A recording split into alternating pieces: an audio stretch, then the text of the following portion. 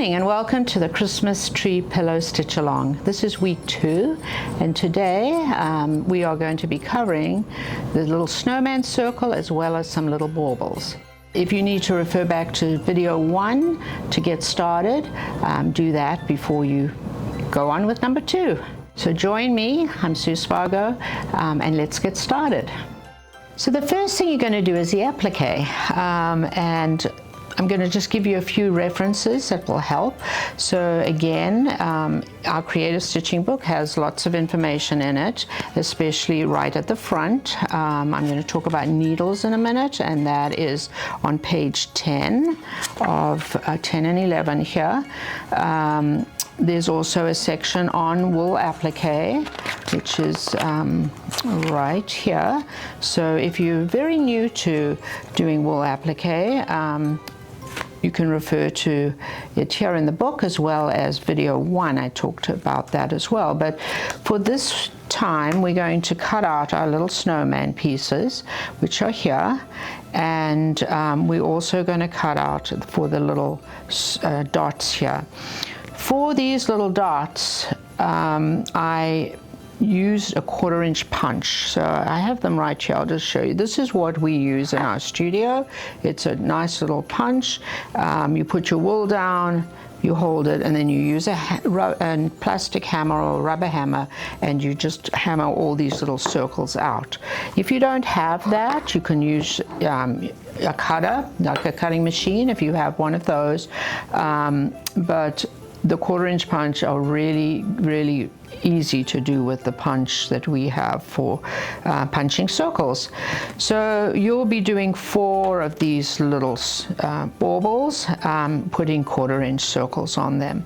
So again, matching your Ilana wool thread to the color that you are appliquing down, and that will be the start of today's applique.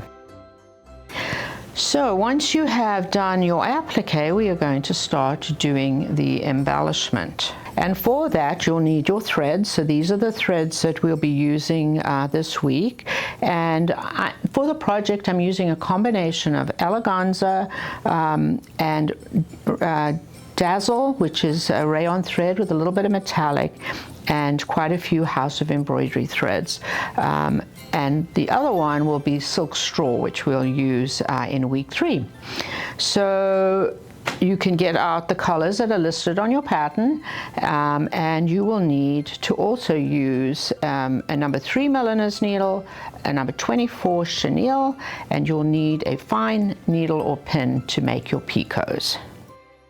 All right, so I'm going to talk about the stitches that we're going to be using, and also remember that we have a lot of stitch shorts on YouTube of all the little stitches. So all the stitches I'm going to talk about today are on the videos, so that's a good reference. So if you need a little bit of help, please go to those to actually do the stitches. So we're going to do a few different little stitches here. We've got a combination of French knots, fly stitches for his arms, some woven picots, and drizzle stitches, seed stitch, and also bullion knots. So the stitch I think that I just will talk about a little bit is the woven picot, to give you a couple of hints with that. But otherwise, I think you should be good with the videos that we have on YouTube. Okay, so for the woven picot, I'm just actually going to draw it because I think that'll make it a little easier for you to understand. You always put your needle or your pin into your fabric from the tip of your picot to the base of your picot, like that. Then I always think, well, how wide do I want it? So for his nose, we're going to do a really short one. So let me just do it here. And we'll come up at the top, we'll go round the back of the needle and come up here, and we only need 3 spokes, so we'll do 3 spokes like that. So you've got to remember to turn your piece upside down, because basically if I'm like this is the direction that I'm going to weave, or across like this.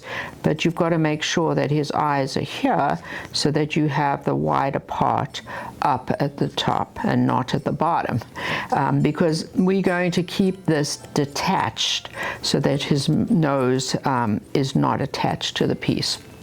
So what you'll do then is weave this, you know, all the way down, then remove the pin, and you will have a detached little nose.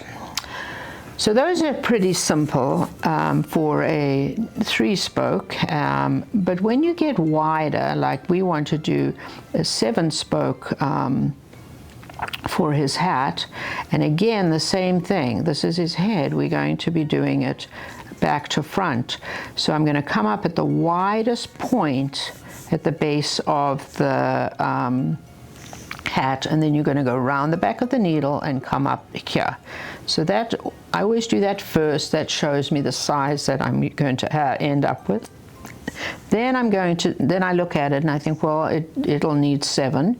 So then I'm going to divide this into 3. So I'm going to come up here, go around the back of there, and come up over here. So now I've got 4. Then I'm going to come up and I'm going to go around and then back to here. And the very last one is going to come down the center, and then I will start to weave from this side here. When you have more spokes like this, it's very easy to, when the pin comes out, to get a little knob on the end of it. So a couple of tips is use a very fine pin here. And the other thing is, when you do the first 2 rows, pull it extremely tight so it closes up the hole here between the needle and the thread. And if you don't do that, you'll end up with a little loop on the end. But the good thing is that we are going to attach this. So if you get a little loop, we can hide it this time.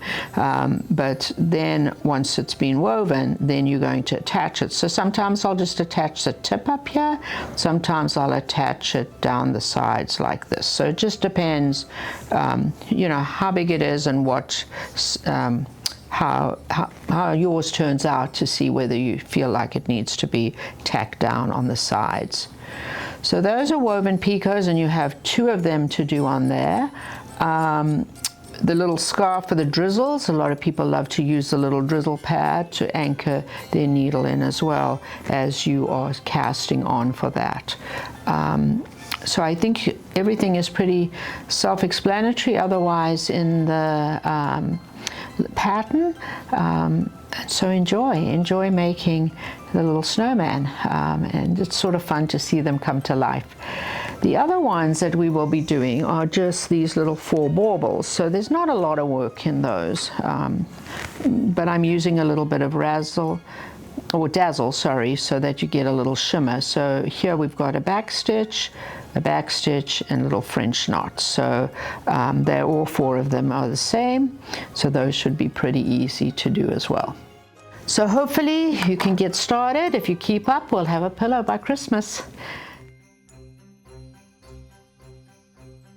We have one pattern correction, so please make note of this on your pattern.